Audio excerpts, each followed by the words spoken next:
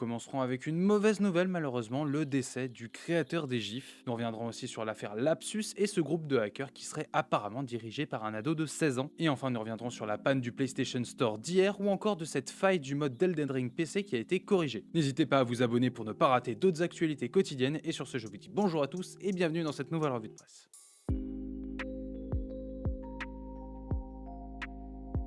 Nous commençons ces actualités avec une mauvaise nouvelle malheureusement, c'est le décès à l'âge de 74 ans de Steven Wilhite des suites de complications liées au Covid-19. Mais outre sa carrière de programmeur, si Steven est particulièrement connu, c'est pour avoir créé le fameux format GIF que vous devez sans doute connaître. En effet, si aujourd'hui le format GIF est principalement utilisé pour la culture même, à l'époque, lorsqu'il a été créé dans les années 1980, c'était pour répondre à une problématique de l'époque qui était la vitesse de connexion d'internet. Comme vous pouvez vous en douter, à l'époque, la vitesse de téléchargement n'était pas forcément très rapide et l'envoi de fichiers tels que des fichiers images était assez complexe. C'est pourquoi Steven a essayé d'inventer un format qui permettrait l'envoi de fichiers de couleur en haute qualité avec un format beaucoup plus réduit pour qu'il soit plus facile à envoyer et à recevoir. On ne reviendra pas sur le terme haute qualité de l'article, sans doute qu'en 1980, ces GIFs devaient être de haute qualité, mais aujourd'hui, les GIFs sont plus réputés pour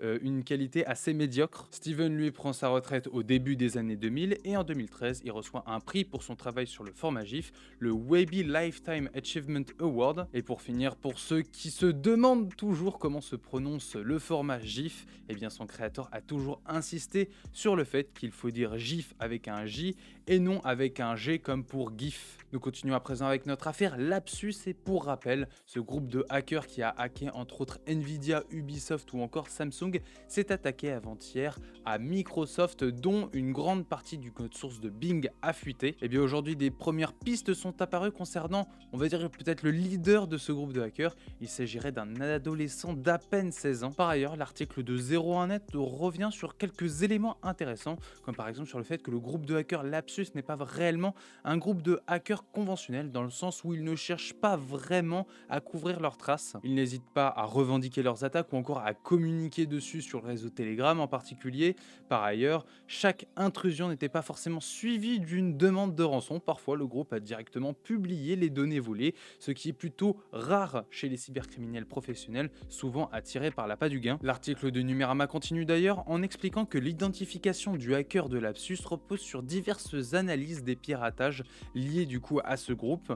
Par ailleurs, des données personnelles ont été mises en ligne par des gangs rivaux de Lapsus, dont son adresse postale et des informations sur ses parents. Le journal Bloomberg, lui, est carrément allé voir à l'adresse indiquée dans les informations. Ils ont même pu parler à la mère du prétendu hacker, mais cette dernière explique ne pas savoir ce que fait potentiellement son fils. Après, le journal rappelle qu'il s'agit tout de même d'un mineur et que pour l'instant, il ne fait encore l'objet d'aucune accusation. Tout ce qu'on sait pour le moment sur ce groupe Lapsus, c'est qu'il est composé d'au moins 7 personnes réparties dans différents pays.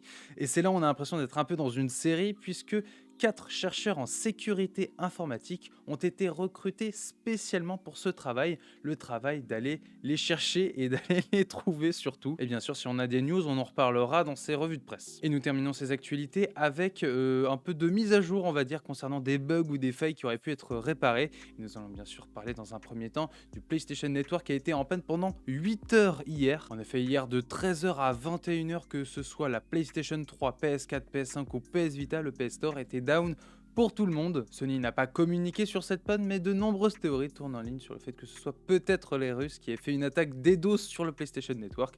Mais bon, rappelons-le, ces théories ne resteront que des théories. Et enfin, si vous êtes un joueur de Elden Ring PC, peut-être avez-vous entendu parler de cette faille qui permettait à un hacker de s'intégrer dans votre partie pour vous faire mourir en boucle.